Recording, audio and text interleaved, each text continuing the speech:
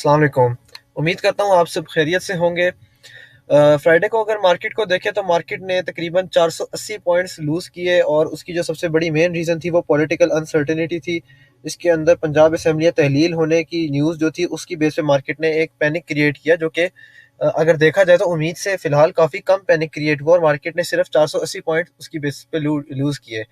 और market Friday को 40,323 के लेवल पे क्लोज हुई जो कि मार्केट का जो 40,300 का एक सेंटिमेंटल लेवल था, एक सेंटिमेंटल सपोर्ट लेवल था मार्केट का, साइकोलॉजिकल लेवल था, मार्केट ने उसको सस्टेन किया। और अगर हम न्यूज़ की बात करें, मेन न्यूज़ जो लास्ट वीक के दौरान रही, उसके अंदर पेट्रोल की प्राइस जो आज इसहाक डार साहब ने अनाउंस की है जो कि अनचेंज रही है। पेट्रोल की प्राइसेस में कोई किसी किस्म की चेंज नहीं लाई गई, वही पुरानी प्राइसेस जो हैं वो चलती रहेंगी। पंजाब असेंबली आप सब जानते हैं कि डिसॉल्व हो गई है और उसके बाद अब केपी के असेंबली डिसॉल्व होने की तरफ सारे जो सियासतदान है पीटीआई की जाएगी और सियासी गर्मा गर्मी जो है वो हमें नेक्स्ट वीक में भी देखने को मिल सकती है। और जिस तरह सियासी चीज़ें चलती जाएंगी उसी तरह मार्केट भी उनका इम्पैक्ट लेती जाएगी और आप सब जानते हैं कि मार्केट जो है वो पॉलिटिकल अनसर्टेनिटी के ऊपर जो है वो काफ़ी ज़्यादा रिस्पॉन्स देती है।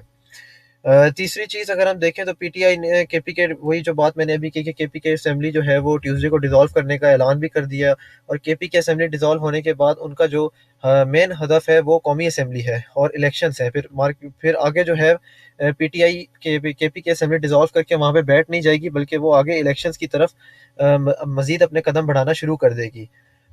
उसके अलावा देखा जाए तो एलसीज का इशू जो कि बहुत टाइम से मार्केट में बना हुआ है और अब वो मजीद बढ़ता जा रहा है।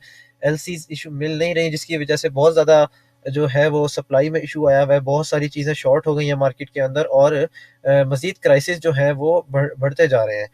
और उसकी जो सबसे बड़ी मेन रीज़न है एलसीज ना ओपन होने की वो यही है कि स्टेट बैंक के जो रिजर्व्स हैं वो बहुत ज़्यादा नीचे चले गए हैं और अब बहुत ज़्यादा अलार्मिंग लेवल पे आ गए हैं और रिजर्व्स जो है वो लगातार डिक्लाइन करते जा रहे हैं और अभी तक जो है वो कहीं से भी कोई जो है वो डिपॉजिट्स नहीं है हमारे जो स्टेट बैंक का अकाउंट है उसके अंदर। और अभी 4.3 बिलियन डॉलर पे जो है हमारे सिर्फ रिजर्व स्टैंड करते हैं जो कि एक बहुत ही कम लेवल है। मॉनेटरी पॉलिसी भी इन्फ्लेशन के नंबर्स हाई होने की वजह से जो है वो शार्प एक्सपेक्टेड है और इसके अंदर उम्मीद है कि जो है वो 1% का या 0.5% का जो है वो 50 बेसिस पॉइंट या 100 बेसिस पॉइंट की जो है वो हाइक देखने को मिलेगा लाजमी। उसके अलावा इलेक्शंस, वही जो बात मैंने ऊपर की कि इलेक्शंस जो है वो देखने में अभी जो है करंट पॉलिटिकल सिचुएशन के मुताबिक, आपको पता है पाकिस्तान की पॉलिटिक्स है, चीज़ें जो हैं वो चेंज होती रहती हैं, लेकिन करंट पॉलिटिकल सिचुएशन के मुताबिक इलेक्शंस की जो डेट है वो जल्द ही अनाउंस हो जाएगी और इलेक्शंस के न्यूज़ हमारे पास जल्दी आ जाएगी। कोई भी मार्केट में अभी तक अच्छी न्यूज़ नहीं मिल रही, पूरा लास्ट वीक भी इसी तरह गया, उससे पिछला वीक भी इसी तरह गया। एक बीच में अच्छी न्यूज़ जो है वो हमारे लिए आई थी, जो जेनेवा कॉन्फ्रेंस के अंदर जो प्लेजेस मिले हमें दूसरे कंट्री से। लेकिन उसके अलावा जो हमारी मेन इकोनॉमिक सिचुएशन है उसके हिसाब से हमें कोई भी अच्छी न्यूज़ नहीं मिली और हमारी जो इकोनॉमी है वो आईएमएफ के हिसाब से चलती है। आईएमएफ का प्रोग्राम मिलना हमारे लिए जितना ज़रूरी है उतना ही ज़्यादा ये डिले होता जा रहा है और जितना ज़्यादा ये डिले होता जा रहा है मार्केट के लिए ये उतना ही ज़्यादा खतरनाक है, क्योंकि स्टेट बैंक के जो रिजर्व्स हैं वो बहुत ज़्यादा जो है वो अलार्मिंग लेवल्स पर आ गए हैं और अभी तक कोई भी क्लियर प्रोग्रेस जो है वो आईएमएफ प्रोग्राम से रिलेटेड हमें देखने को नहीं मिली और ना ही कोई पॉजिटिव बयान आईएमएफ की तरफ से अभी तक मिला है और ना ही गवर्नमेंट की तरफ से कोई खास पॉजिटिव बयान आईएमएफ से रिलेटेड देखने को मिला है। जब तक आईएमएफ की कोई कंफर्मेशन नहीं होती तब तक मार्केट में बहुत ज़्यादा हमें कॉशियस रह के काम करना पड़ेगा और इन सारी चीज़ों की वजह से जो है वो रुपये की भी डेप्रिसिएशन कंटिन्यू रही है और मार्केट में बहुत ज़्यादा जो है वो जो है वो डॉलर का फ्लो कंट्रोल करने के बावजूद भी जो है वो रुपये फिर भी डेप्रिशिएट हुआ है और ये इस तरह की सिचुएशन के अंदर मजीद डेप्रिशिएट होता रहेगा जब तक खास तौर पे आईएमएफ प्रोग्राम हमें हासिल नहीं होता।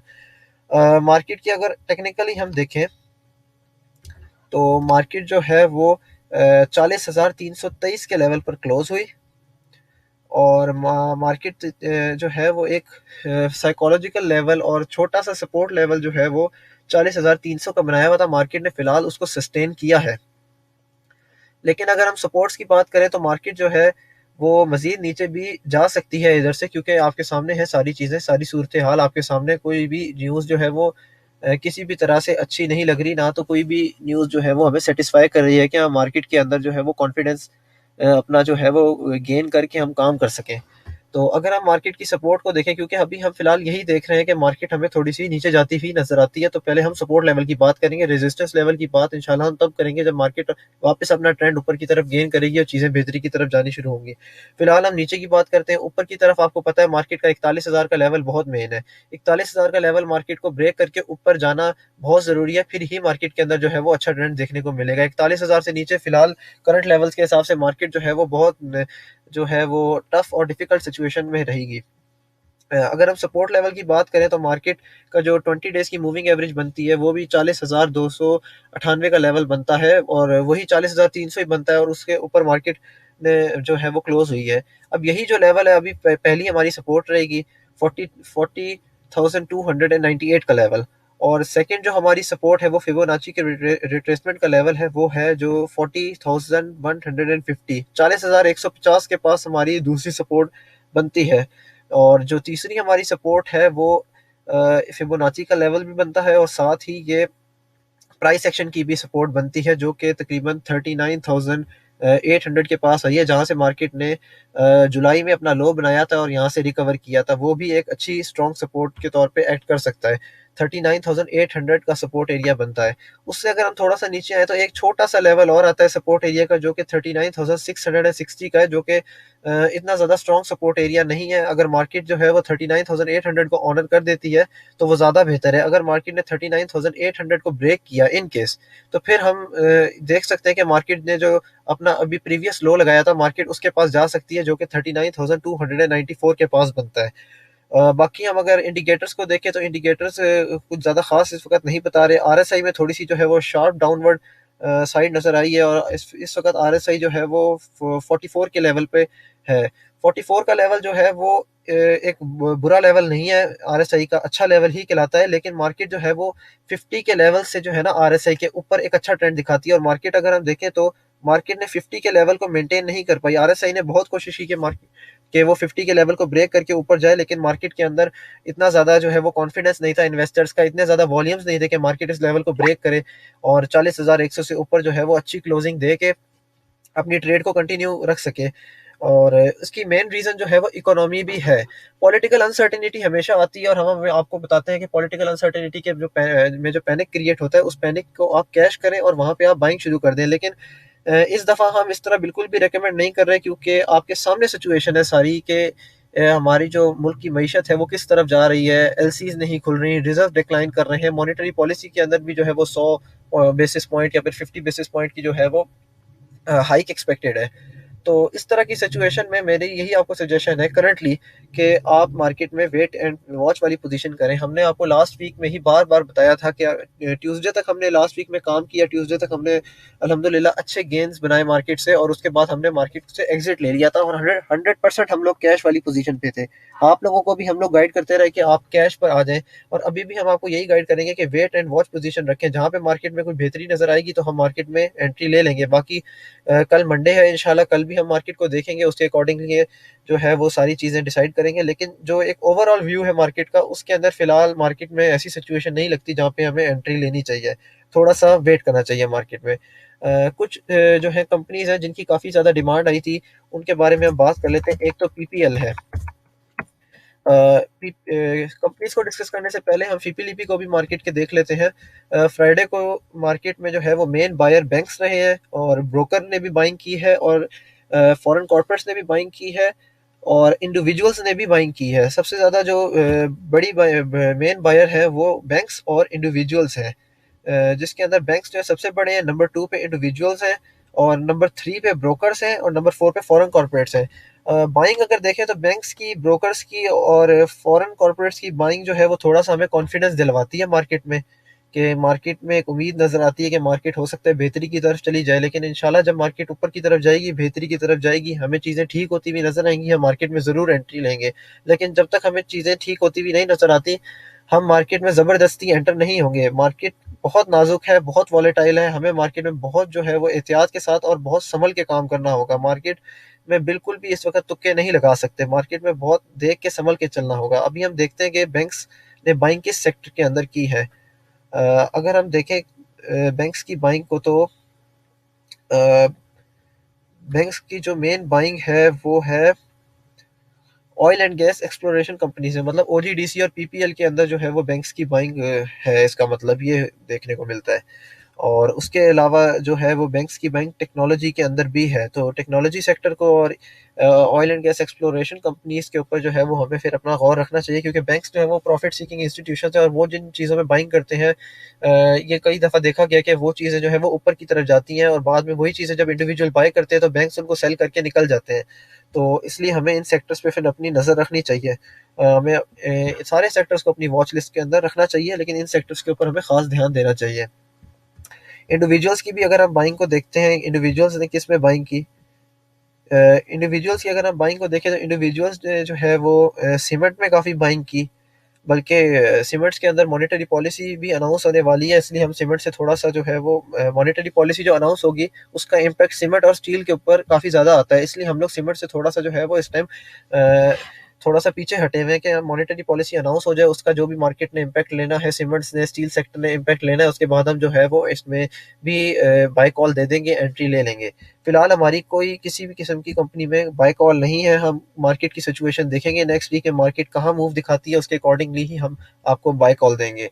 और अगर हम देखें सीमेंट के अलावा जो है वो किस में बाइंग है इंडिविजुअल्स की, तो किसी भी सेक्टर में कोई खास बाइंग नहीं है फर्टिलाइजर सेक्टर के अलावा। एक फर्टिलाइजर सेक्टर में इंडिविजुअल्स ने बाइंग की और सीमेंट सेक्टर में बाइंग की, और जो बैंक्स हैं उनकी जो मेन बाइंग थी वो आपकी टेक्नोलॉजी सेक्टर में और oil and gas exploration sector के अंदर बाइंग देखने को मिली। स्क्रिप्ट्स की बात करें तो पीपीएल की काफ़ी ज़्यादा डिमांड आई थी। पीपीएल को अगर हम देखें तो पीपीएल ने काफ़ी जो है वो रेट अपना डिस्काउंट किया है, 82 का हाई बनाया था पीपीएल ने, जहाँ से हमारे पीपीएल ने जो है वो रिजेक्शन हासिल की और 76 के लेवल पर पीपीएल क्लोज हुआ।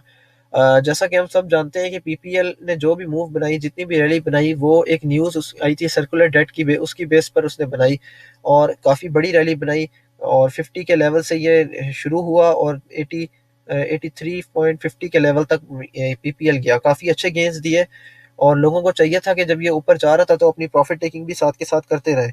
अगर अब हम इसकी करंट सिचुएशन देखें तो ये 0.786 के फिबोनाची के लेवल के ऊपर स्टैंड कर रहा है और बिल्कुल उसके ऊपर खड़ा हुआ है।